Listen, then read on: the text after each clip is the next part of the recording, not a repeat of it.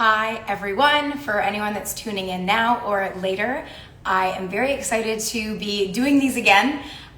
We are going to be doing our last few ones for our ambassadors that we unfortunately haven't gotten to yet. So I'm just going to request that we have Mel join us because she is our special guest for the day. And then we're gonna get into it. If you do have any questions, please let me know or let us know in the chat. I have a few questions that I'm gonna get started with. If you think of anything that comes up as we do this,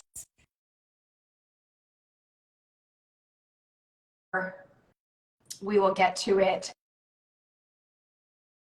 as at the end, right after. Sorry, how do I turn my video around? No worries, all good. I know it. Sometimes it's one of those things. I'm just gonna fix my camera as well too. That when it changes into that little smaller screen, it's. I'm just gonna fix mine as well too. Hi and welcome, Mel. Thank you for joining us today. We're so excited to have you and just chat a bit more about your story, your journey, and like I said, if anyone does have any questions throughout, we'll ask in the chat. Maybe if it makes sense at the time, we'll ask it. If not, we'll kind of save it for the end. Okay. So while I'm getting my camera all set up, I'm gonna let you just dive into, I guess, you know, kind of your boxing story, how you got into it, and then just take us back to that starting position, and then we'll kind of go through a few of the years. Yeah. Okay. Well, first off, thanks for having me. I'm so excited. I'm here in my home gym. I will cover it later, but I'm fortunate enough to have a partner who is a personal trainer and who had set up the space right before COVID. So luckily, I have a heavy bag. I have a partner to do pad work with. So I'm very fortunate. But I'm so excited to be here. As people may or may not know, I'm the OG Girls Just Wanna Box ambassador and fighter. Yes. And I remember, oh my gosh, I have such a long boxing story that I'll just do little snippets. But it all started with Kristina, your co-founder, and I mean, it all started 16, 17 years ago, just kind of musings at first, wouldn't it be cool? And so I've really been fortunate to be there from the very beginning to see how the brand has come up, how it kind of actualized, how she took it from an idea, and then how you two have come together and just continue to make it grow. So it's been really exciting. At one point there was a comic book, and there were characters, and I'm actually personally hoping to see that come back in some form at some stage, because there were a lot of cool ideas. Of course, with anything, you have to kind of pick what you're going to focus on, and because you can go like this, right? And so, but Kristina met me when I think I was about 27, turning 28. It took her a couple years to get me to try boxing. And my other world, those may not know, I'm a professional makeup artist, 25 plus years, and do everything beauty, brows, lashes. When Kristina met me, I was traveling a lot internationally, doing a lot of big shows, and when the thought of when you want to try boxing, I was just no, I'm too busy. And but the other thing was that I was verging on about 260 pounds at the time, and very different lifestyle. Of course, I wanted to be healthy, but lots of things got me to that point. And it was just, I had turned 30 in April, and Chris was like, "Come on, don't you wanna? I really think you'd like it." And she finally wore me down. I tell the story that I was using her as a model, because you may or may not know that Chris used to do some acting / stunt doubling, modeling. Oh, sorry, Chris, I'm letting the cat out of the bag. But I used her for a model for a project with work, and lots of my other coworkers were there, and everyone was like, oh, they knew she was in fitness. You can tell just by looking at her, and they're like, come on, let's do something.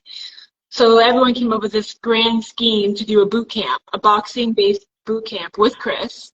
And I'm standing there doing her makeup, and I'm like, I'm so stuck. Like, this is my friend and my coworkers. I'm totally going to be in the middle. I'm totally the person that's going to have to organize everybody, blah, blah, blah, and do it. And it was 10 weeks. By the end of the 10 weeks, I was driving all over the city, picking people up, getting them there because I was so addicted. And I think I maybe lost 6-7 pounds maybe in those 10 weeks, but I was hooked. I was hooked. And I fought my first fight. So I came down from 260 when I first started boxing. No boxing experience, had never done any boxing before. Did my first fight, and that was about October. I did my first fight the following September, October, at 175. And I weighed in at 175 for the first time that night on the scale, which was then the OBA, the other association that used to be in Ontario. So yeah, and this is going on 15, going on 16 years later that I've been boxing, with a lot of hiccups in between, but we can touch or not touch on those later. But yeah, boxing is what started me with my weight loss journey, my whole lifestyle transformation, really, because I used to be a full-time smoker. I would average, I ate fast food at least 3 times a week when I first started. And in the beginning, I just did simple things like no fast food. And then over the years, obviously, as I got more serious into the boxing, things tightened up quite a bit, to an extreme point at one point. But yeah, 15, 16 years later, I still love it. I'm still competitive. As to how many more fights I will have is unknown, but it is limited. I am in the winter of my career now. But at 45, you know, I can still fight, but it's whether or not the desire, and I'm an all or nothing person, so it's whether or not the desire at that highly competitive level where I would insist myself to be, if that fire is still there. That's really the question that I'm kind of. And so I guess just to ask off of that is, would you still train as a boxer, or is it because of that like all or nothing mentality, would you have to kind of eliminate that from your routine because it would kind of reignite? I don't think I'll ever drop boxing completely, ever. So just to backtrack, so 2019, I had my last fight before COVID in November, and that was really when, it was that year, 2019, when my shoulders started giving me trouble. And so those of you out there who are boxing, when people say, like, what could you say to your younger self? What I would say to my younger self when I first started at 30 was, do your freaking cross training. Don't just box. Boxing is an amazing sport, and there's so many good things to it, but you can't spend your whole life in that pocket. We have to cross-train. We have to do the rehab. We have to keep our shoulders, primarily our shoulders with boxing, shoulders and our wrists healthy. And I didn't do that. And so 2019, a month before my fight, my left shoulder was giving me so much problems, I couldn't even extend it straight out. So I just said, I'll go easy for 2 weeks, and I did the fight. The fight did not go in my favor, unfortunately, and then I confirmed after the fight that I had a tear in that shoulder. COVID came along shortly after and kind of forced me to rest, so that one went okay. But then during 2020, I blew out everything on my right side. 3 of the 4 tendons, one of them completely snapped and recoiled back into my neck. So I had to have reconstructive surgery on my shoulder. So I thought I was done. 2 different surgeons told me, don't box again. The shoulder, at first we thought the shoulder would rebound 100%, and then we discovered at 6 months post that it was retorn. It's still torn, but it's kind of one of those situations where it's stable and I can do all of my movements, I can do everything. It's just a matter of how hard I push it, do I want to risk it going again fully? So when I came back to Girls Just Wanna Box last June and I re-registered with Boxing Ontario, I was purely just doing it. I had come out to one of the all-girls sparring when it kind of we really got re-going spring last year. And I was like, you know what? I just want to be here for these other women because the sport had changed so much since I had last fought in 2019, and with COVID and everything, like these last few years have been so exciting for women's boxing. So I was purely, I had kind of honestly, I had mourned boxing, that like it was gone, it had died for me. I wasn't going to be able to compete anymore. You know, pre-COVID, Chris and I were still talking about the potential of going pro. And, you know, I really, in my gut, was like, there's so much more I have to do with boxing. And then the surgery happened, and the re-tear, and blah, blah, blah. And I had these surgeons telling me, don't do it. So I kind of went through the process and mourned it, and I was really sad for a long time, and I couldn't box. Like I couldn't, even though I have the resources, I just couldn't do it. I was just like, that sucks. That's who I am. I'm now the boxer. Like I box. That's what I do. And, you know, pre-COVID, like most of us, our lifestyles were very different. And I spent, you know, on and off those 15 years staying in fight form the whole time, which meant a lot of overtraining, a lot of hours in the gym to an excessive point. And it had negative and positive effects on my home life, on my personal life. And so I had gone through all of that. I had mourned it. I was like, it's done. I'm not going to fight anymore. And then I came back for a Girls Just Wanna Box sparring day. And I was purely just like, I'm just going to register so I can help other girls get ready. I'm just going to help other girls prep and go through fight camps and be that sparring partner that is so hard to find sometimes, especially at my weight class. And I came back and I'm just like, that fire, like I got in the ring, and you were there that day too, and Lee was there. There was a bunch of the officials. There was a couple of officials. Lila was there, and the feedback was just like, why are you not fighting? What do you mean? What do you mean you're not fighting? What do you mean?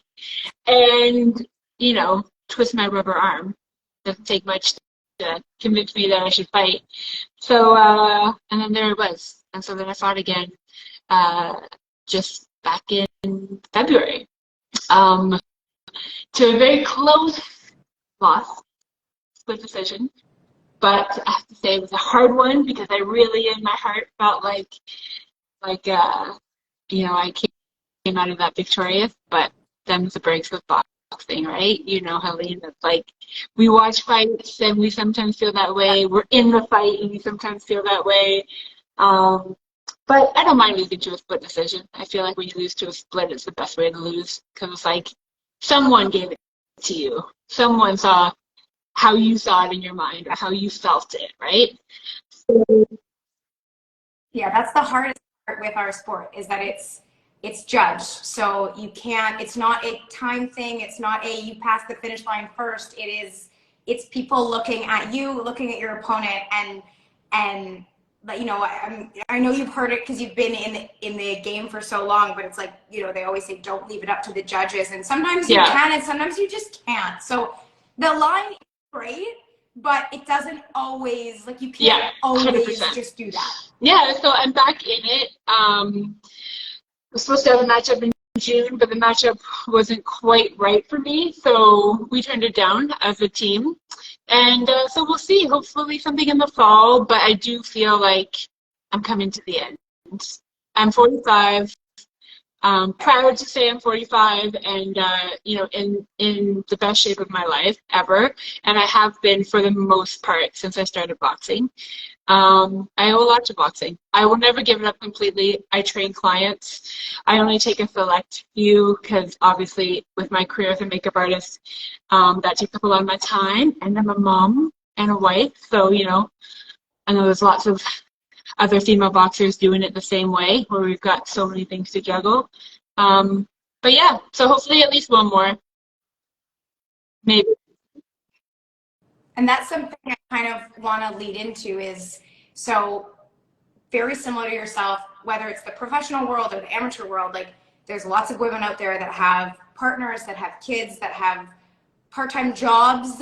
I say that jobs because they might have two, one part-time job, and maybe their full-time thing is, or they're meant to be full-time thing is boxing. But how have you in the past and even now juggled full-time makeup artist, you know, partner to your husband, mother to your daughter, and then also like even just, you know, the training aspect, maybe having a social life if that's if there's time for that. How do you try to manage all those You know things? what? I have not done it well in the past. I think it's all a learning curve, you know, and I think about what it was like before baby.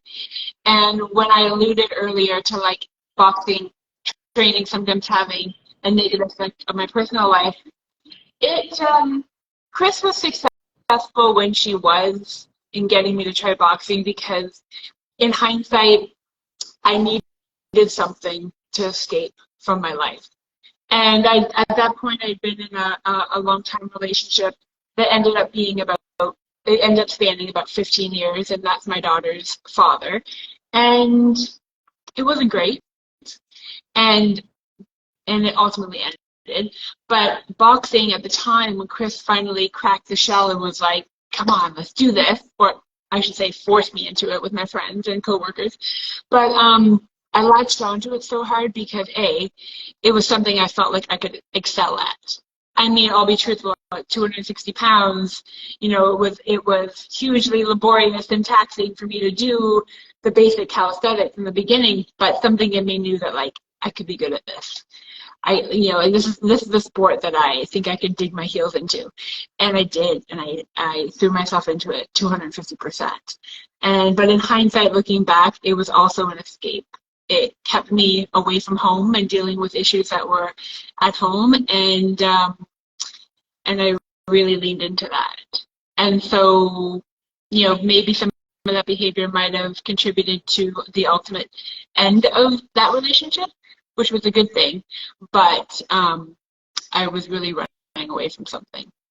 And so I spent all these hours, like I'd work all day, and at that point in my life, I was very much in the height of my hustling phase. So I was like 11-hour days at work, go to the gym for sometimes 2 classes, and then a 1-hour run on the treadmill. Because I don't know if any of you have tried to lose like over 50 or 60 pounds, like a lot of hours on the treadmill in the beginning just to like sweat it, and I'd wear like 3 layers of clothes and I was just like putting in the work, right? But it ended up being like I was never home. So that was how I dealt with it before baby. And then after baby, it became this juggling. It was like, okay, so you'll be home with her while I go to the gym right after work, and then I'll come home, and if you have to do something, then you run out. Like, we were always trading off. And again, that was just another way of us eluding and not dealing with issues, because we were always just like passing her off. Like, I'm with her now, you're with her now. And I was very insistent. A lot of my friends and clients and coworkers were like, there's no way you can have a baby and get back into shape and fight again. Like, you won't be able to, or you won't want to. And my nature is very competitive and very, you tell me I can't do something, then I'm going to prove to you I can do it. So, of course, I was like, no, I can do it. When there's a will, there's a way. And it all comes down to, drive, right? And so I did. I made it work. And but in hindsight, do I think it was healthy? Do I think I had a balanced lifestyle? No. Do I think I gave everything I could have to my daughter? I think I could have given more. And so what COVID for me, COVID came at a time, like those shutdowns where we couldn't be in the gym, came at a time for me when I had already liberated myself, when I'd already made the choice for myself that I wanted more for me and I wanted more for my daughter. And so that relationship had already ended a year and a bit before COVID started. And I was really feeling this new groove being a single mom, and she was always with me. I used to joke that, because Chris will attest, when I was like about maybe 5 or 6 days past my due date and I was at the gym, And she's like, I don't want you here going into labor. You need to go home. Like, you need to go. You cannot be here. I used to joke that there was 2 different gyms that I trained at mostly, and I had pack and plays. Like, after she was born, I'd bring my pack and play, or I had it stashed away under the gym, under the ring, and she would just be in it. And I used to say that her first lullaby was the sound of my gloves on the bag, because in utero, she was, I was always on the bag and after. So, and right up until COVID, she would come to the gym with me. And the gym I was training and working at was kind of a multiplex that had different services. And so she would just kind of hang out while I was there. And so we were in a really good groove. And then COVID happened and everything spun around. So I had time to reevaluate. And I don't train as much as I did pre-COVID. I had definitely, with the injury and looking back to what added to that injury, like what was I doing wrong that I needed to change? And 100% I was overtraining. I wasn't cross-training enough. I wasn't strength training enough. Luckily, I had just started training. It was a fantastic trainer, Tori Borland, about 8 to 10 months before everything went in my shoulder. So I was in a little bit of a better place than maybe I might have been without her. And then my now husband, fast forward 3 years, my husband is a personal trainer and a big proponent. Like, he's really focused on strength for quality of life and strength for mobility and strength for function versus aesthetics. And it's been amazing. It's been amazing. We work really well together, and he, of course, I'm sure I still have habits that he's like, she'll learn. She'll come to it. Just let her come in her own time, because I can't be forced. But I train very differently now. I train less. I train in smaller pockets.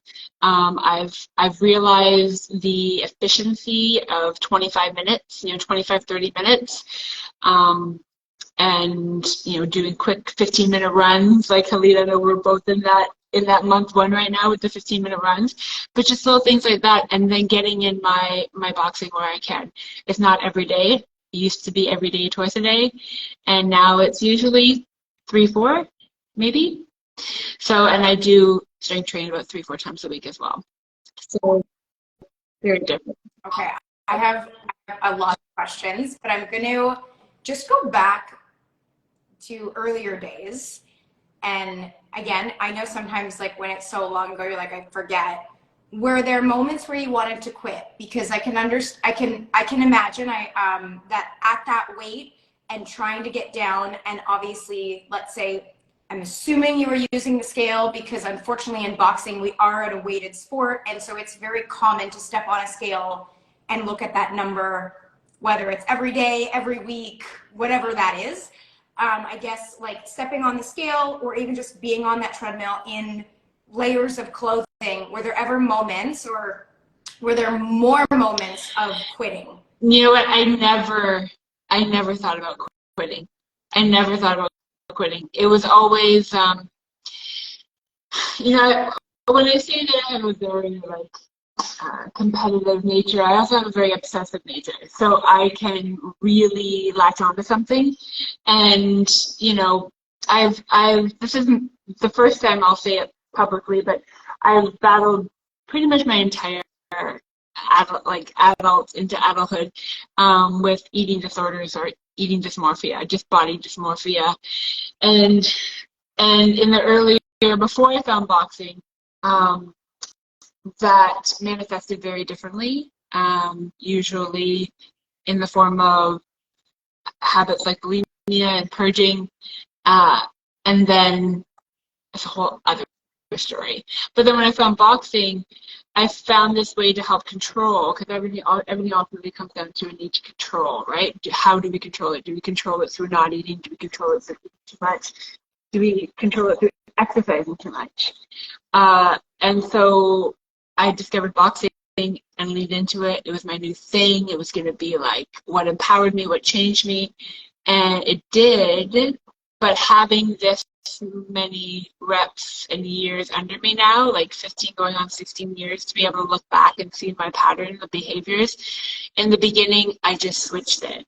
I moved my obsession and my control aspects from food to working out. So when I say I overtrained on like a clinical level. Like I just was always training, and sure, it gave me, it gave me the desired results I wanted and needed, because when I first started working out about 6 months after I started, some issues with my heart came up. We kind of diagnosed that I had a mitral valve prolapse, which is just a faulty valve, nothing major. As long as you have a healthy lifestyle, you probably never have to do anything about it besides just keep an eye on it. But at the time I was 30, and at the time I was still way over 200 pounds. I was still a smoker. I was still, in my head, I was, 8 months into this whole new lifestyle, and I was losing weight, but I was still like 225, 230. And this cardiologist was saying to me, I want to put you on daily meds. And I was like, no, give me 3 months. Like, I'm doing this thing. I've already come down from here to here. Give me 3 more months. And he gave me some benchmarks to hit. And I came back 3 months later, and I'd hit all of them. And he was like, I tell people, but they don't normally do it. So, I just had my checkup maybe 3 months ago, and again, it's great. I broke the record on the treadmill for the office, and so I just transferred it. I transferred it from food, eating too much or eating not enough, to exercising. So when I say that it's been a journey, there's been a lot of like figuring it out as I go along, because I didn't have the money, to walk into a fancy gym and pay a coach an hourly fee to just train me from the beginning. I just, read a lot and paid attention to the coaches in the gym where I was, or the gyms I was bouncing around to, just trying to glean tips and tricks, and I've had a lot of coaches over the years. Rico Mancini has given me lots of tips. Big Ray, he cornered me for a few fights. Kurt Tillum at Goddard, and now I have Kev now. Mario Lachowski gave me a lot of my first fights. He gave me my first fight when I still had 20 pounds to lose in 6 weeks. And so I had to figure it out on my own. And I'm sure there's a lot of young girls out there who are in the same boat. Just didn't have the resources to just hire someone to work with them, and so definitely had to figure things out the hard way in the beginning. So over the years, once I had my daughter Tallulah, again, gave me space to like reassess. And you know how things happen in our life, and we think of them and we're like, oh, that was so shitty that, like, for example, I got into a car accident. I got hit coming home from a sparring session. Tallulah was 7 months old, and I was 5 weeks away from provincials. It was going to be my first fight back after baby, and I was coming home. Tallulah was supposed to be in the car with me, but a last-minute decision, I left her with my ex, and a woman ran through a red light and slammed into my car on my driver's side, right on my door, and did some damage to my neck and my lower back, and put me out hard for a while. And so it was moments like those where they're so shitty. It's like, oh, why did that have to happen to me?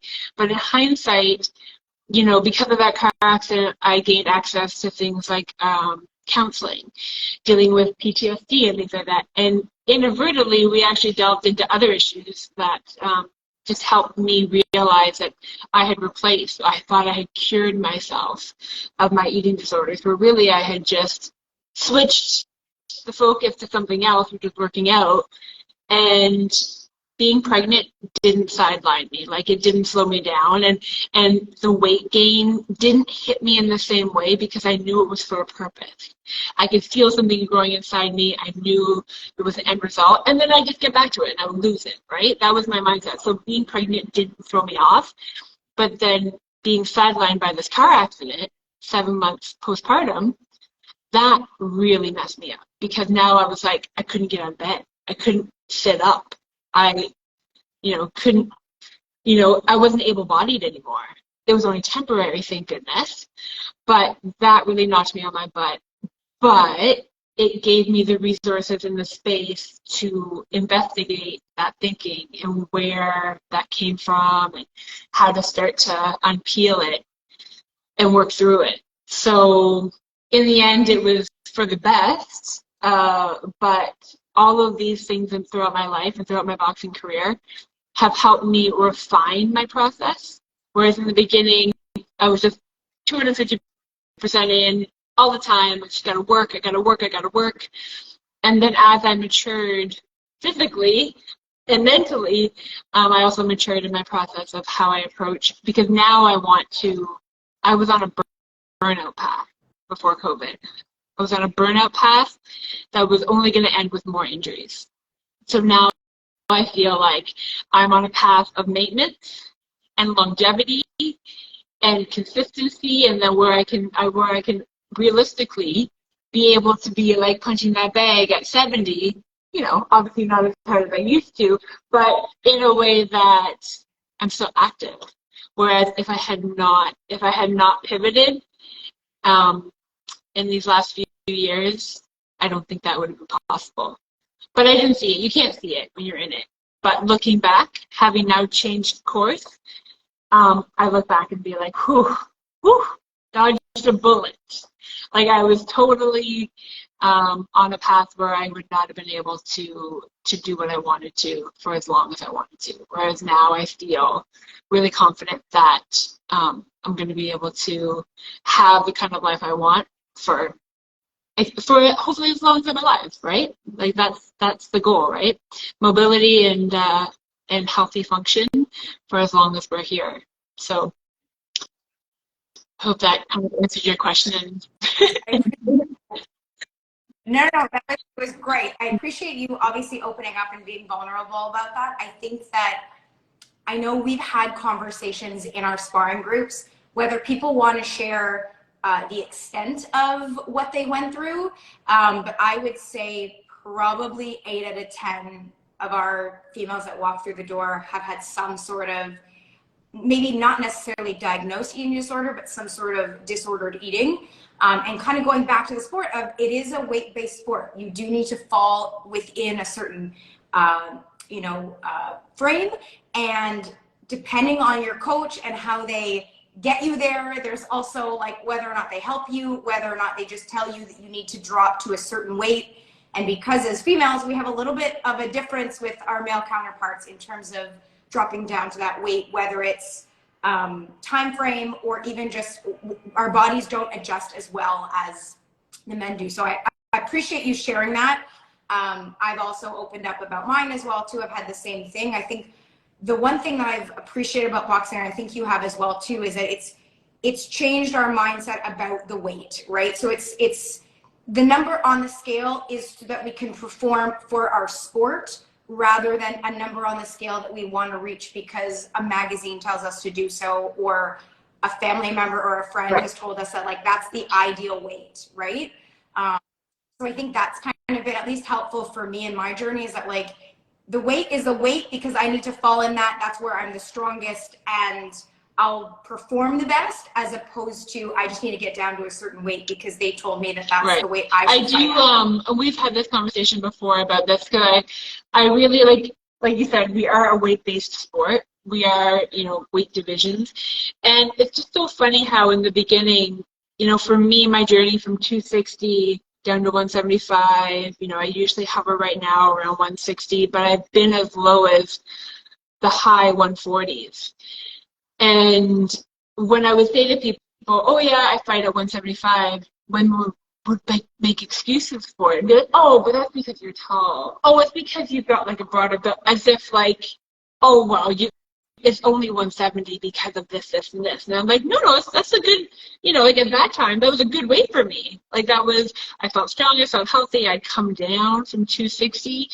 And then when I was sitting more around 150, people be like, oh, well, this is, you're not going lower than this, right? Like, people just love to give you your opinion on your weight. Like, people come in and be like, oh, please, no more, no more. And it's like, can we just stop commenting on people's weight in general. I mean, it's different when we're having a boxing conversation about like what division you're trying to cut down to or what your goal is.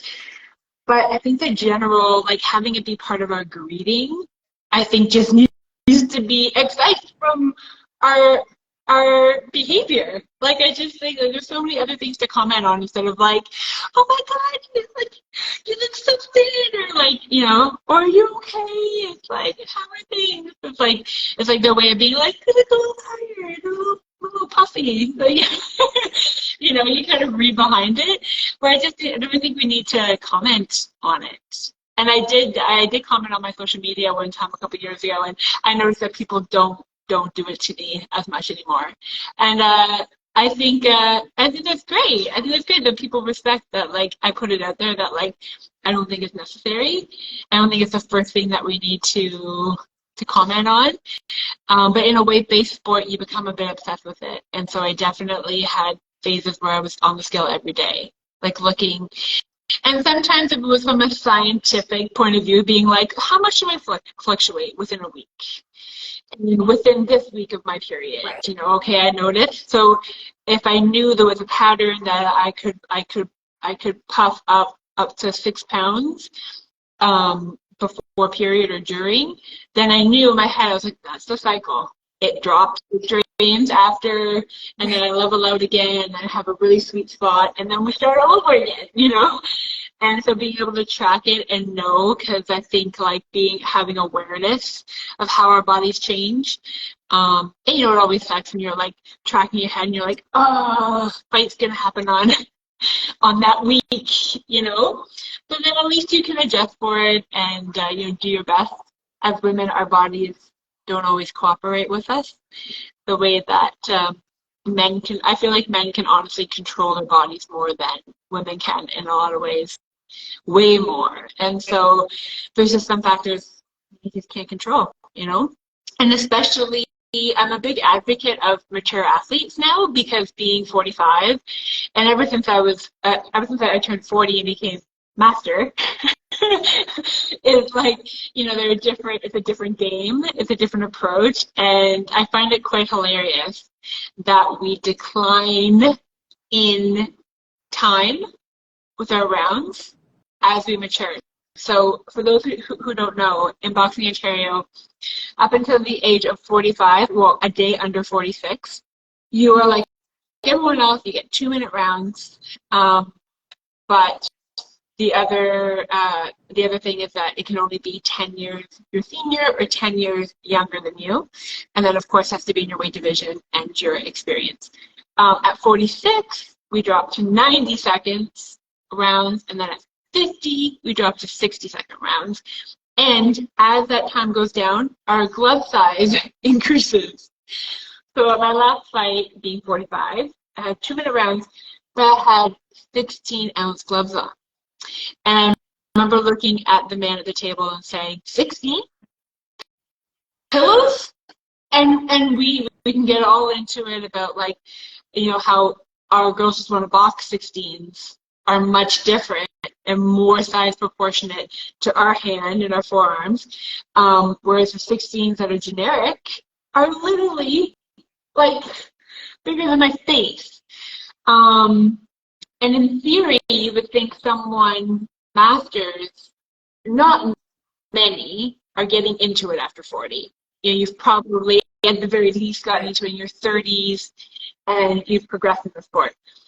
Because on the same night, we have someone who's 16 on our team, fighting for the first time and having 10 ounces. Was it 10 or 12? It wasn't more than 12. I think it was actually 10. Say they were 12, but I also don't remember. It was a long time. She got some damage that you can incur with those size of gloves. Whereas with 16s, you know, it takes a lot more effort and skill to exact that kind of damage, which is why they're doing it. But I also think too, we want to protect the younger ones. Like, I think there is a place for it to be, like, where there should be a little bit more padding in the younger to protect them a bit more. And of course, when you're like 18 to 30, go to town. like, you know, but I feel like there's a pocket when they're young and really starting out and their brains and their bodies are still forming, that we should protect them a bit more. And then fine, maybe after 45, maybe at 46 when we drop to 90 seconds, then you can put the extra padding on it. But all that to say though, just the fact that we have this much attention on women's boxing now, and that we're even having these discussions about tit for tat, like about like little details, where before we'd be happy just getting a fight, just having a card that actually had female fights on it. Whereas now in Ontario, we see cards that are all female. And we see international, you know, showstoppers that are main event female fights. So when you started, like your first show, was it just you and your opponent? Or yeah, my female fights on that card. A lot of, because a lot of times too, because I started with OBA, and then I only came over to Boxing Ontario after, just before COVID, after 40, and a lot of times in the early days, I would show up to a tournament, and there'd be no one in my division, like there'd be no one. And then, so sometimes they'd put together an exhibition with a mismatch, like someone from another division who also didn't have an opponent. So a lot of times, you know, it was just really wonky, you know, wasn't, but, you know, you took what you can get because you trained and you traveled and you showed up for this tournament, and there was no one.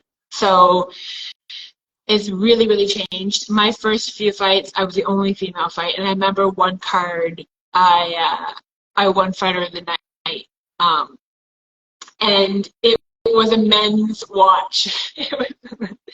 The prize was this big, huge, chunky, I still have it, this big, huge, chunky men's watch, and because I guess they never thought that the Fight of the Night would go to the one female fighter.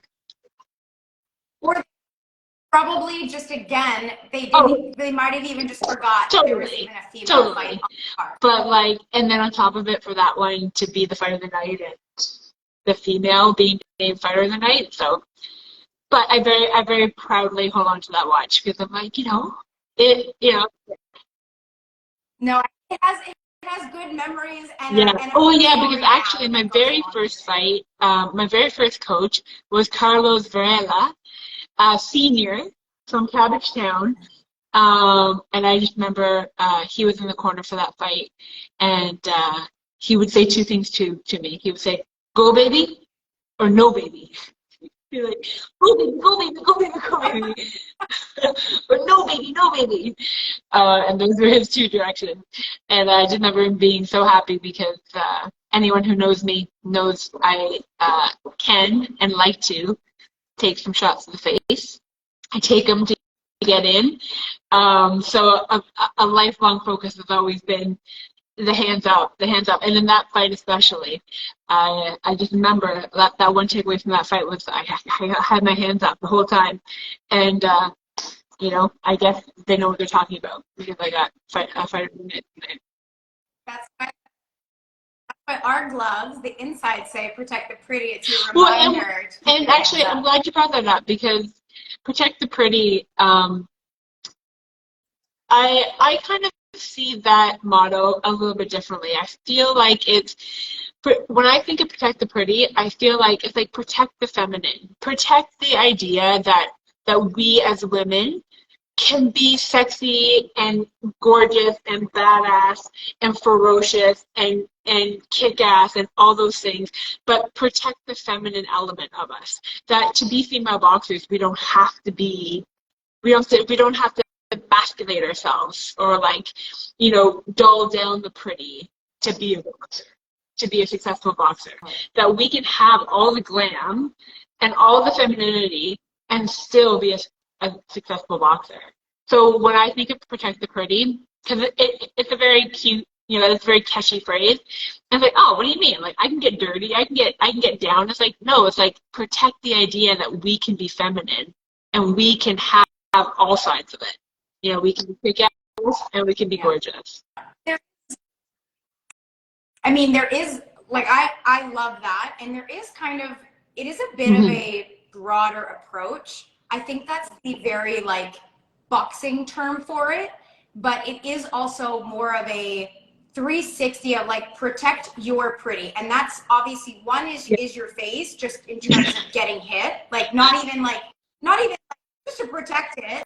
But then also just like protecting your heart, your body, your soul, but doing it through the sport, right? So using that as like your shield, like boxing is your shield to help protect you and, you know, keep you understanding, you know, it's a great way to understand your body, boxing. It really, like, it makes you like kind of go in to then connect, right? Yesterday, I had a doctor yesterday say to me, "Why out of all the things did you pick boxing?" And I was like, "Well," I said, "I actually really respect it for the mental element of it, like a physical chess game is how I always describe it, right? Is that you have, and when I teach people, like this summer, I've had a group of three males, and one of them plays in the AHL in hockey in the States, and you know, we have these like in the gym all the time too. We would have these like pro athletes come in and do a boxing and be like, whoa, different level. Like it's lateral, of course. Like if you're a professional athlete, it's not going to be harder. It's going to be challenging in a different way laterally. It's like, whoa, I didn't think I'd have to be using all these different faculties. Like, it's very cognitive. And I'm sure, like, I've never ran track, but I'm sure, you know, when you're doing the 100-meter, there's a lot of mental game to it too. But in combat sports where someone is coming back at you at the same time as you're trying to execute your plan, there's a lot of adjusting on the fly. And as all of us know who've been in sparring and open sparring matches, like, sometimes you're more on one day than the next, you know? Sometimes you like zone out for a millisecond and you're like, damn, lost focus for a second, right?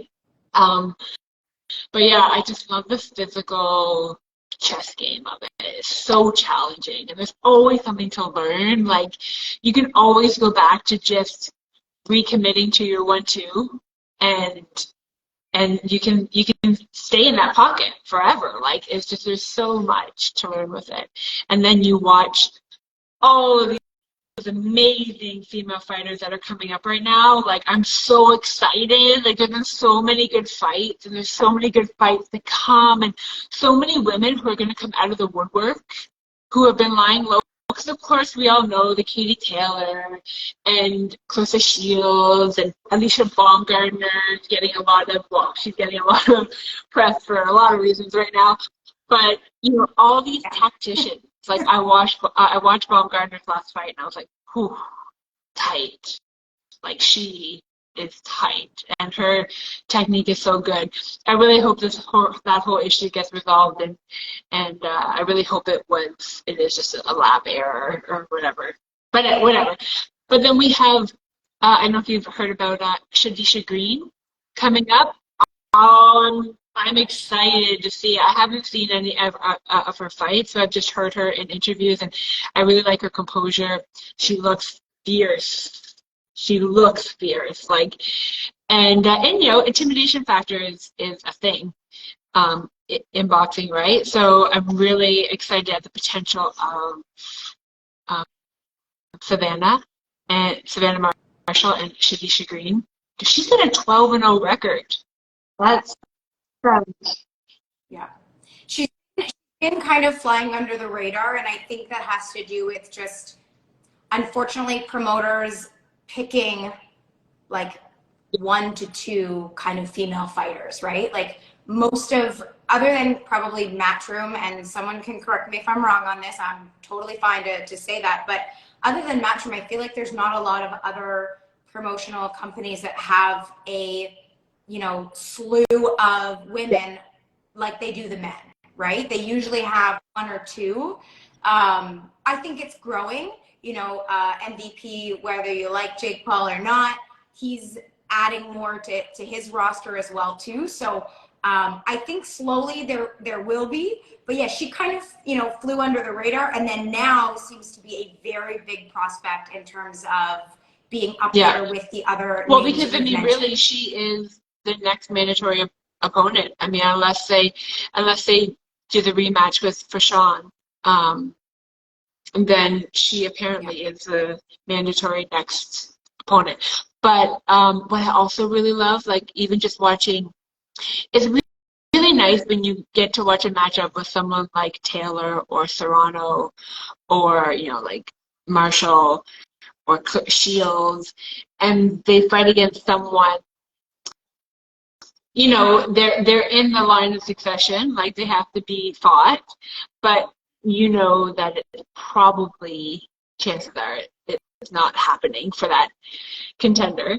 And you really get to see the person who has the higher record really like display their skills. And so when I watched the last Shields fight, because I respect her, but her style, her presence isn't totally my jam in terms of like. But her last fight, who did she fight? Kanoa, no, what was her name? Anyways, her technique and her dominance was undeniable. Like Clarissa Shields is a powerhouse. Like she has so much power that is unbelievable. And then watching Serrano against Heather the Heat, who I have a soft spot for the New York girls. I used to spend a lot of time in New York for Fashion Week, and I would spend my off time from doing shows going to the gym. And so, sorry? Did you I ever go to didn't have the nerve to go to Gleason's, to be honest, but I really loved Overthrow. And there's a fighter, oh my gosh, she's just coming back. She just had a baby, and she's Alicia, the Dynamite. Anyways, she's out of Overthrow. Awesome fighter. And I went to one of her classes. Anyways, so I have a soft spot for them. Napoleon. Yeah. Napoleon. Was she Napoleon Dynamite? Yeah. No, not Napoleon. Yeah. Yeah, so she's, I think she's looking for a matchup soon. Anyway, so I have a soft spot. So when I heard Heather was going to be up against Serrano, I was like, wow, that's an amazing matchup for Heather, right, to get that opportunity. And what I love what's developed with women's boxing is this, like, this genuine camaraderie of, like, let's give each other opportunities. And Clarissa Shields, that's like one of the things that I love about her too, is she's just like, yeah, I'll fight for Sean. I'll fight, I want to give all my girls a chance, an opportunity, because everyone's out to make money. And the guys have been making money since boxing became a thing. So it's like, why can't women make just as much money as well too? So that women are like, yeah, let's match up. Because it was the last one that Shields fought, she was actually a sparring partner that she sparred with in other camps. And so they were, very friendly. And she was like, yeah, like we have to give each other opportunities. Like, what's the point in rising up if we don't bring the rest of the sport with us, right? And Serrano's another one who's like, when she was after the post-fight interview it was really tearful for me with Heather because when she says, it's hard to be in that ring and give everything you got and know it's not enough. There's not enough to beat this woman. It was also a beautiful speech of like, again, it's really crappy that we need to work more together rather than be competitors, right? Like, yes, in the ring and for that fight, they needed to be competitors, but they hugged it out midway. Like it was a very different fight. And that's one thing that's also very neat about female fighters is that it's a very different show than the men. People can choose whether they prefer that or not. That's totally a personal choice. But I guess something to kind of circle it back just to like you and your journey is obviously you've had a few different gyms and coaches, and you've also had different training camps, different training teams.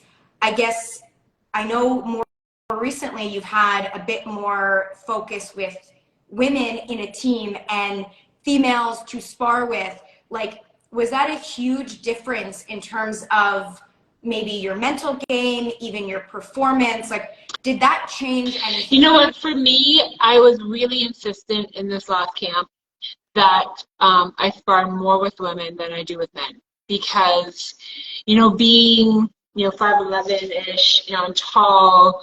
When I was coming down in weight, I was sitting at 195, 185 for a long time, and, you know, no one in their right mind is letting a woman at 130 and get in the ring with someone with 50 pounds on them, right? Regardless of your experience.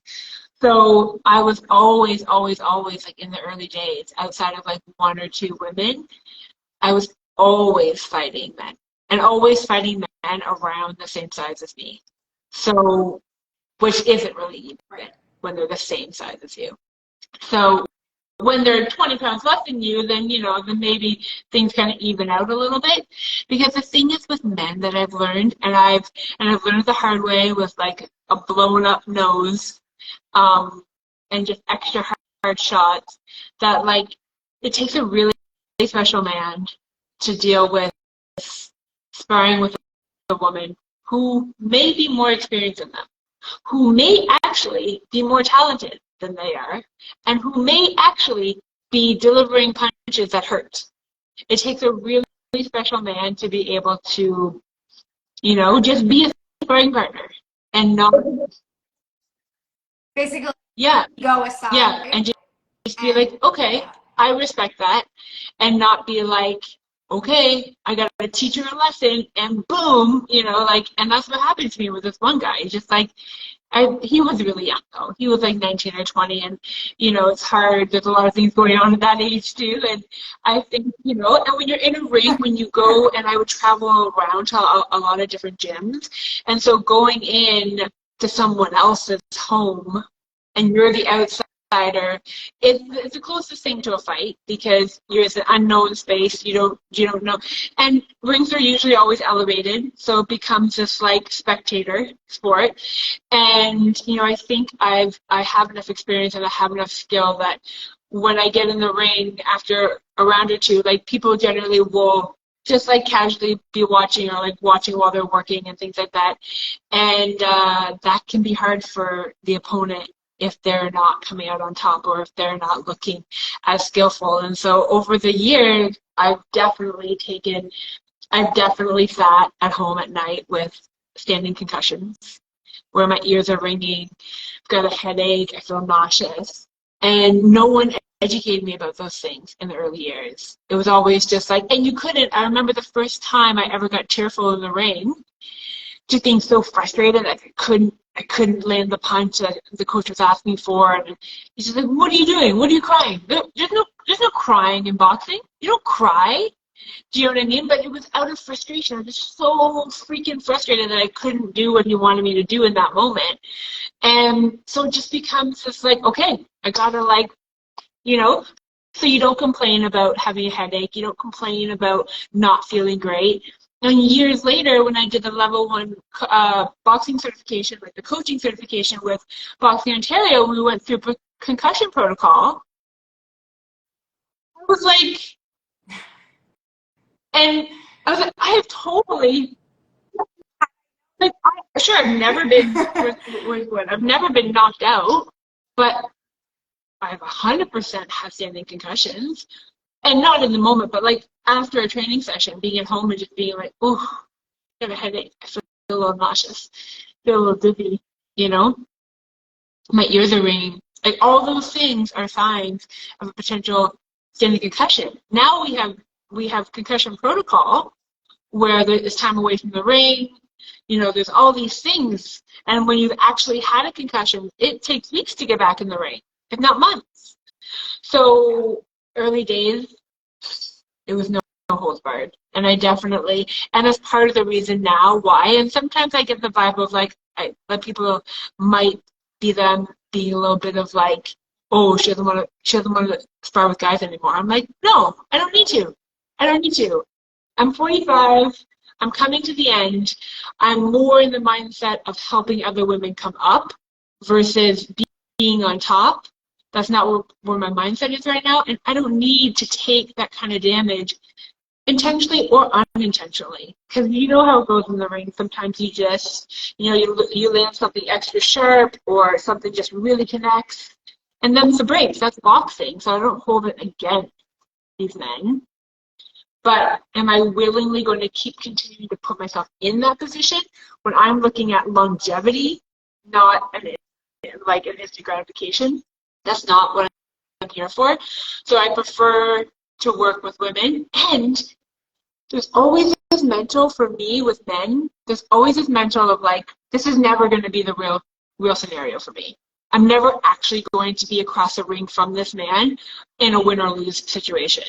So mentally, I don't see the red. I don't see the fire as much against the guy because it's not a real life. It's not something that's a real life scenario for me for fighting. Now, when I get across from a woman, is when I'm able to more like kick in because that's real. Like that could be my opponent, right? Yeah. That could be your potential opponent that you're going to Exactly. have in 2-3 months' time. I think it's a different energy exchange. It's just a different energy exchange when it's a woman across from you versus a man. That's just my take on it. But have I done hundreds and hundreds of rounds with men? Absolutely. And there have been times when I can confidently be like, like I was definitely better than them. And there's times when they've worked with me, and there's times when they put me down and, went out of their way to teach me a lesson. But overall, I'd say the men in the last, because I've got 15 years, right? So there's kind of like the beginning, the middle, and this third phase. And definitely the men that I've had around me in these last, say after 40 kind of thing, are definitely more on the side of just like supporting and uplifting and always being a good support. It's like when I compare pre-baby, pre-COVID to like now, the biggest difference in my training approach and my whole life approach to like the balance of training and being a mom and being a makeup artist and being a wife is it comes down to the partnerships that we have in our lives. And my daughter's getting older where now she can understand that mommy takes this time for herself. And she's fully always invited to join if she wants. Sometimes she does, more times she doesn't. But the partnership with my partner, like it's so crucial to have someone in your corner who is supportive. And it makes all the difference. It makes all of it possible. It makes all of it easier. It makes all of it more enjoyable to have someone who is on the same level in terms of like prioritizing his health as much as I do, because that was not my case in the past. Now my case, that'll hopefully be forever, is that he prioritizes his health the same, if not more than I do, because his career is educating and helping other people live a healthy lifestyle and teach them ways, movements to keep their body healthy. And so I just feel like I hit the jackpot, like now that I have someone who's on the same level and who can support me. He's not a boxer, though he does have some boxing skills, but the last fight was our first fight together, where he saw me go through a fight camp, all the emotions of a fight camp, and then go through the fight, and then to be in my corner and be there every inch of the way, and then get a decision that was not to my favor when my whole team, my whole coaching team, like we all were like, that was a great fight, that was your fight. And so his competition background is more in weightlifting, so very black and white, right? You lift this number. Yeah, it's either the number or it's not, or you lifted it or you didn't. So I remember after the fight, his first comment to me was, "Is it really worth it?"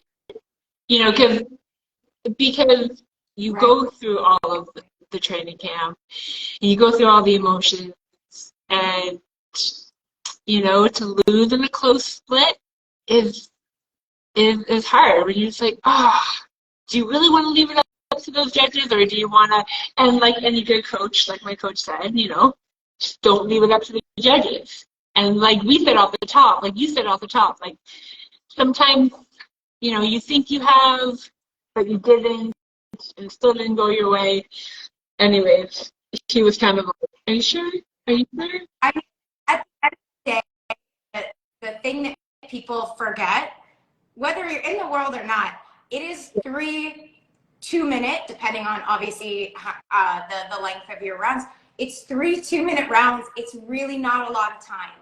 There's not a lot of time, and I've had the experience as well too. It goes by like that. So the plan that you wanted to do and the things that you wanted to make happen in those 2 minutes didn't happen. And then it doesn't happen the second round, and then it may or may not happen that third round. So I think that also like comes into play. There's a lot of things that are happening, especially for this one. It was probably like, even though like, let's say you're a seasoned vet, you also had differences this time around. You had your new partner with you, which is great, like, and nice that it's a supportive partner, but it's still his first time seeing you in that situation, which is different. Again, I like to take out good and bad, whether it's different or same, right? And so even though like, how to warm up for a fight, what you need to do in the ring, all the things, that is something that was different to your last fight. Well, that has always been like when you were talking about like how quick amateur fights are. And that's always been the reason why Chris and my coach Kev, like we've always toyed with the idea for like the last how many years about finding the right time to think about going pro, because I'm a type of fighter that like I'm a slow burn. So like I've always been someone who's like, I wish it was 5 rounds, which was 6 rounds. Like I wish there was more time to get into a groove, because amateur fighting as it is right now, you have no time. You basically have about 20 seconds off the top to get adjusted, figure it out. and then and then you're in the last 90 seconds, like 23 seconds to get your feet. After that, if you don't, it's you're trying to gain back ground, right? So that was part of the reason why I was so intrigued with the idea of going pro, when finally more people were also going pro. We're like people that I used to spar with back in the early days, like Melinda Watpool and Mary Spencer. Like seeing those women, seeing Melinda, her last couple of fights. I haven't had the opportunity to see Mary Spencer live, but Melinda Watpool I have, and she's very impressive, and I can't wait. She's got another fight coming up. Hopefully I'm gonna be able to make it. But seeing those women, and Bonnie from Gideon's, like seeing her get these pro opportunities as well, like it's so exciting, and I'm so excited because in the beginning when we're like, hey, like when I was like whenever like 33, 34, and we're like, hey, let's do pro with this. There was no point. There was no money. There was no money 10, 12 years ago, and there was no one doing it. So there was not really, whereas like now there's actual opportunities. So my prediction is with Masters in another 10 years, Masters is going to be a whole different game. It's going to be a respected category, whether it's going to be thick, it's going to be deep with competitors, because you're going to have women now who started at 14, 15, 16, 17, even at 21, who are going to be going into Masters and be like, Masters? Like, I'm still in my prime. What are you talking about? Like, I still got lots of fights, right? So, unfortunately, my timing was not there, because I'll be in the 60s. So by the time that comes around, which, I'm sorry, I don't think I'll be fighting when I'm 60. But, I'm excited for the girls down the road, because it is going to be, that Masters is going to be deep. It's going to be thick, and it's going to be, and like, if you have kids a little bit in your 30s, by the time you hit your 40s, the kids are starting to get where they're like, they're on their, not on their own, but like they're independent. You can go and have these long training sessions, and on the other level, which we've talked about, like hormones start to change to our advantage for strength, which is just like this whole thing. I want to like just reshape the whole thing, because I mean, like, masters should be a category where women are in a different phase where they can come back to being a little bit more self-absorbed, where they can be a little bit more like, this is me time, my hormones are working to my advantage finally in terms of strength training and gaining muscle. And I think it's going to be really exciting in another 10, 20 years for women being able to fight to 50, no problem. Maybe not professionally, but in the amateurs, that there will actually be more women, and it not just being, because I have one friend that we both know that in her 50s, early 50s, that's fighting, and it's hard to find fights. I like that prediction, because I also like that you'll be posed nicely for it. Yeah, and like one thing I think is too is that, you know, there's also maybe more time, because I'm sure now for you, like, your daughter is now 8, correct? So there's a difference at her being 8 versus her being 3 months, right? Like, your training routine would be very different then versus now. And so I think, or even later, if they're 12, if they're 16, like, there's so many different changes that will happen.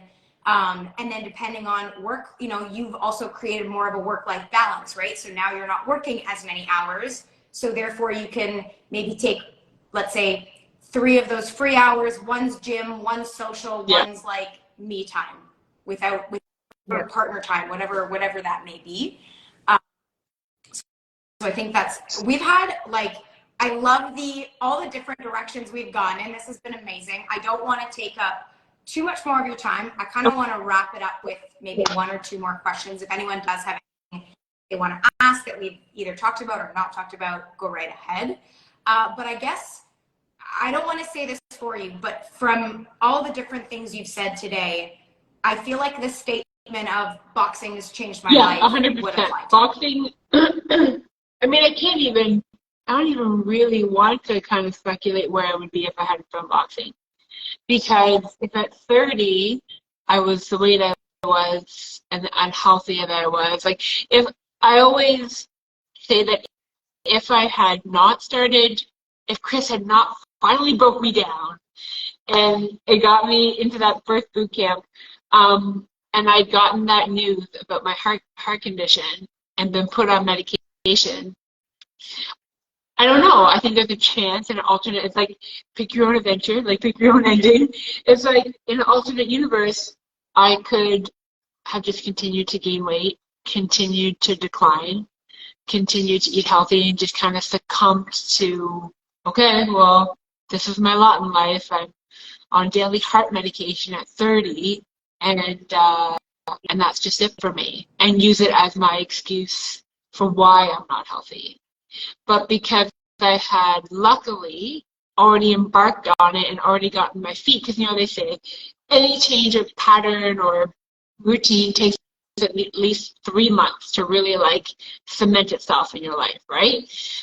And so I was like 6 or 8 months when I got that news. So I think I'm just really lucky. I'm just really lucky how things lined up for me. I'm really lucky how my life as a boxer has evolved. I mean, I would love to still be, I obviously I prefer it if I could be this age right now and not have dealt with the shoulder issues and could literally be looking at it and be like, yeah, I'm going to fight for as long as there's an opponent, you know? Whereas now I'm like, realistically, I've got another one. Hopefully it can happen soon. Hopefully like October-ish. That would be great. Part of my coaching team right here. It would be great if I could do it this fall. And yeah, I definitely think boxing changed my life. I mean, it definitely is. I have to say, I don't, because part of my process was learning how to remove me from the boxer. So whereas I used to be the first thing people would say, oh, like, you know, who are you? Oh yeah, well, I'm an amateur fighter. Like, it was kind of one of the first things I said because it was really always top of mind for me. I've been a makeup artist. I've been a professional makeup artist for over 25 years, traveled the world, blah, blah, blah, all these things that I've accomplished there. And yet top of mind was always, I'm an amateur boxer. I'm a fighter. And I've kind of moved it down. I am Melanie. I'm a partner, I'm a mom, I'm a fighter, I'm a makeup artist. And my goal now is to be jacked by 50. Like, I mean, like, super jacked. I mean, like, you know, where you're just... So my priority has shifted a bit from keeping boxing always in my life instead of it being my life, and continuing to build on the strength so that, you know, I can put that maximum weight carry-on baggage overhead with no problem, with no assistance, you know, where I can carry those heavy groceries at 70 when other people are trying to give you help. You know, just being able-bodied for as long as possible, because, you know, when you choose to have children later in life, you realize you want to do everything you can to be there for them as long as you can. So, and I mean, that's just got a domino effect on your whole life. If you can stay healthy and you can stay mobile. So, and I think it comes down to having a good amount of muscle in your body, you know? So it's kind of a split focus now. Keeping boxing, building strength. That's funny because my husband is called building strength, but building strength, keeping my boxing in front of my life, and just being a well-rounded partner and mom, you know? And I think I feel like you've now kind of, something that I did, I think it was last year, or I can't remember when it was now, but I was kind of like, someone had gifted me the sport of boxing, and I would say it totally changed my life in different ways. And I like that now you're kind of returning that favor as a coach, right? You are doing the same thing that Kristina had done to you, and returning that favor and giving. I think it's a gift. I think boxing is an absolute gift. It's a physical gift. It's a mental gift. In the moment, I understand there are times where it might not feel like it, but it's been for me. And I think at different times I've experienced it being a bigger gift or a smaller gift. But I'm so glad that you've entered the coaching world and are giving back, and also being an example to your daughter, showing her, luckily enough, showing her the healthier side of you now, right? She was, luckily enough, I say this in the sense that she wasn't able to experience your unhealthier sides, but now she's able to look at you as a strong, healthy mom and model those movement abilities, those eating abilities, and the understanding. I think one thing I learned through you is I like your resourcefulness. I like that you were like, I didn't necessarily have the money, but you used what you had, right? And I think that's an important thing to give other people, is that you don't need to go to an expensive gym. You don't need a one-on-one personal trainer. You can figure out different ways to get there, doing it, whether it's through reading online, listening to podcasts. Now those are so helpful. So many out there that you can listen to, that you could literally listen all day, every day for 24 hours and never not hear the same thing twice. So I guess where I'm going with this is, we've heard so many different things of inspiration, and the words I'm trying to say are obviously escaping my brain right now, but what would you say to someone that's either maybe was in your situation currently now, or just like, what advice would you give to someone that wants to start boxing, that maybe was in your situation? Any words of wisdom that you can give that we either have already mentioned or haven't? Yeah, you know what, I think, sorry, I think what you said, thank you for that, by the way. But I see a lot of younger girls coming up right now. that come out to the all-female sparring, and that we see with other all-women sparring with Boxing Ontario. And I recognize the fire. Like, I recognize that they're like in it. It's their life. They, they eat, sleep, and breathe it. They're at the gym all the time.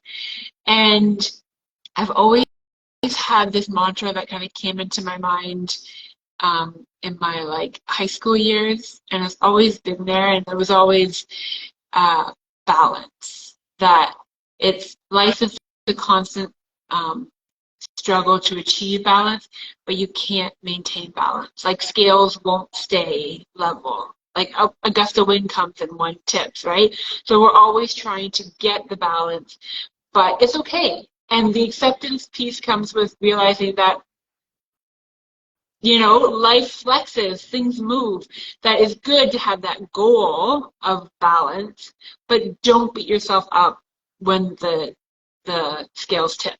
That enjoy life. Have those weekends with your girls or your guys or whoever, those people in your life that you can relax with and have fun. Like, don't shy away from those things because of boxing, because of training, because unless you're like 2 weeks out from a fight, okay, don't do that. You're in fight camp. But also, like, schedule breaks. I did not schedule breaks. I lived in the pocket for way too long, and I know it is what contributed to my injuries, and that I'm gonna have to deal with in terms of rehab for the rest of my life, and that's just the way it is. But so I would say, strive for balance, but don't beat yourself up when you don't have it all the time.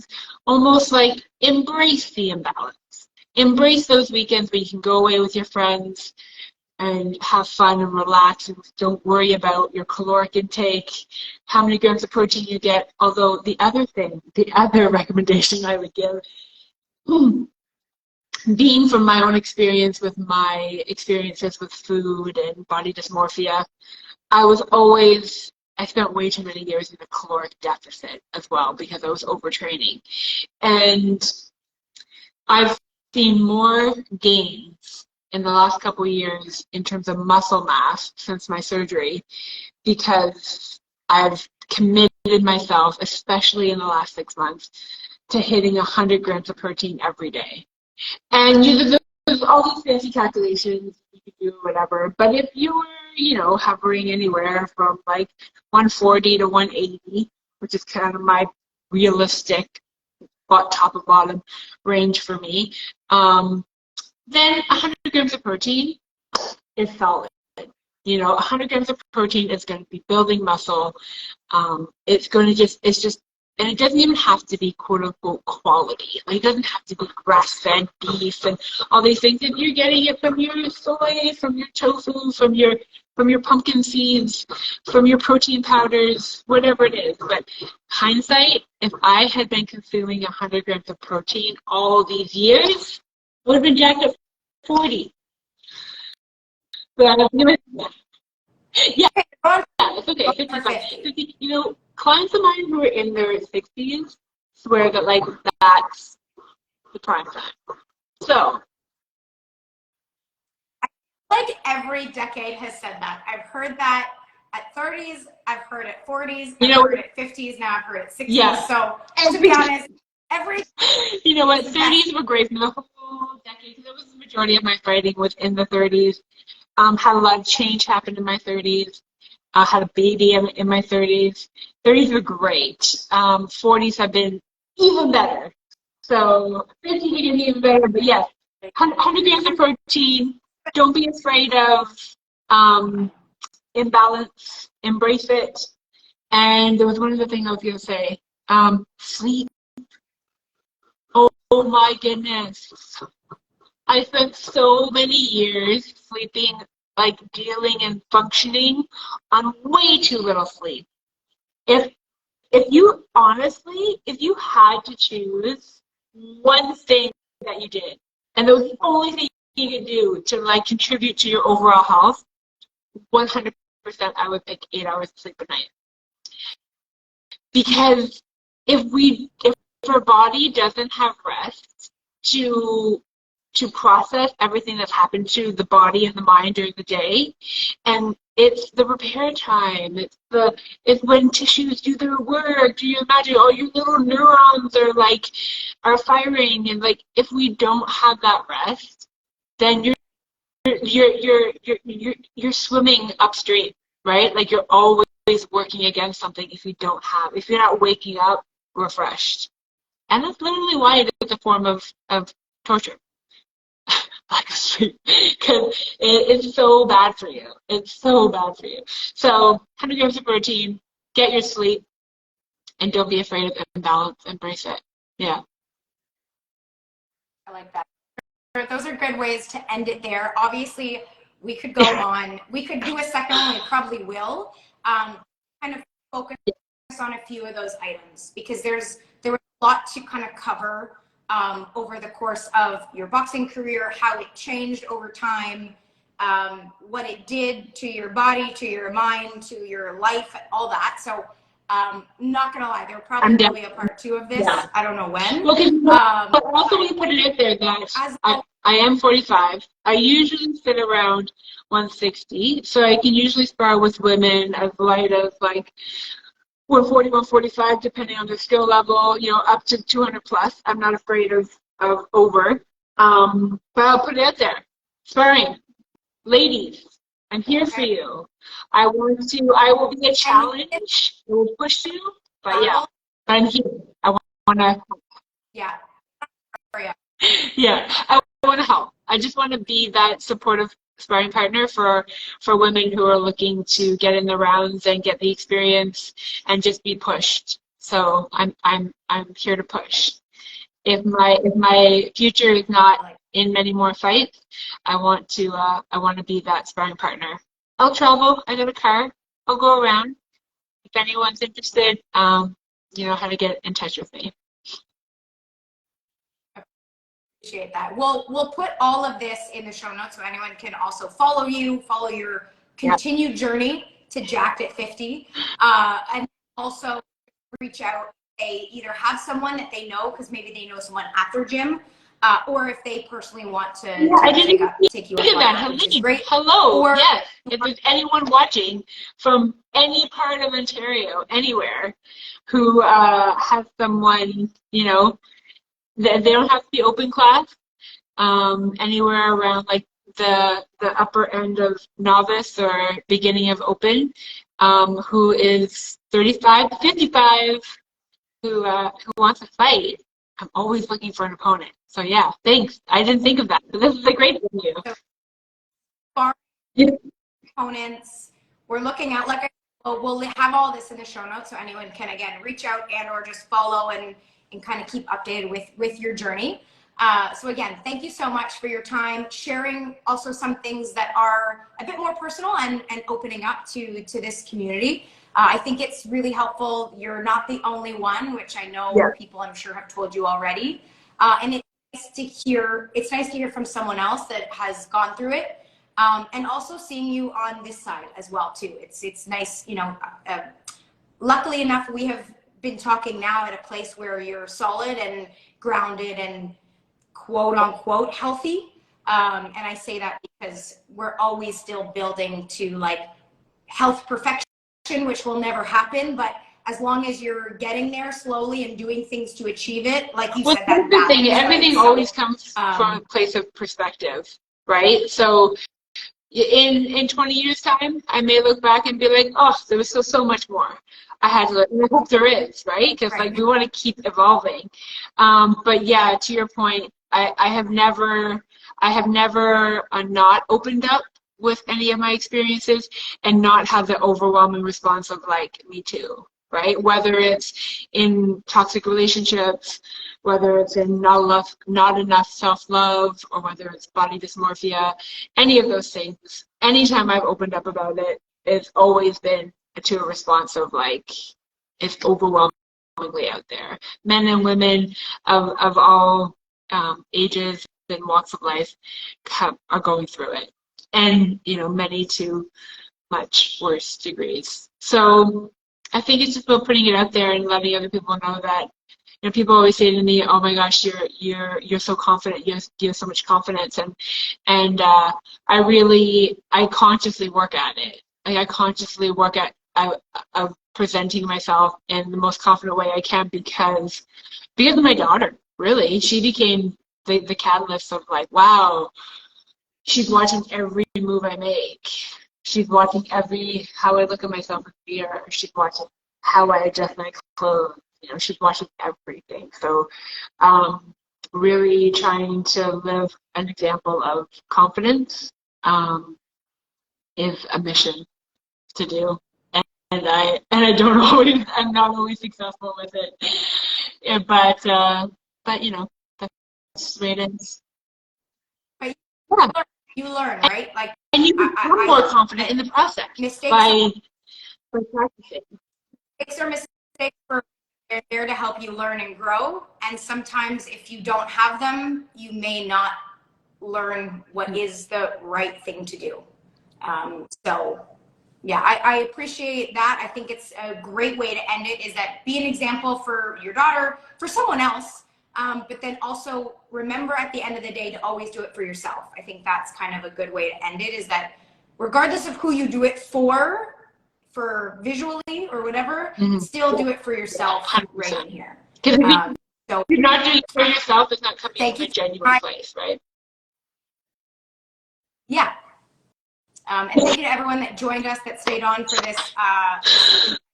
We went a lot of different things to talk about, and so I'm excited to do part 2 whenever that may be. So thanks again, Mel. Enjoy your day, and we'll see you at training. Bye. Soon. Thank you.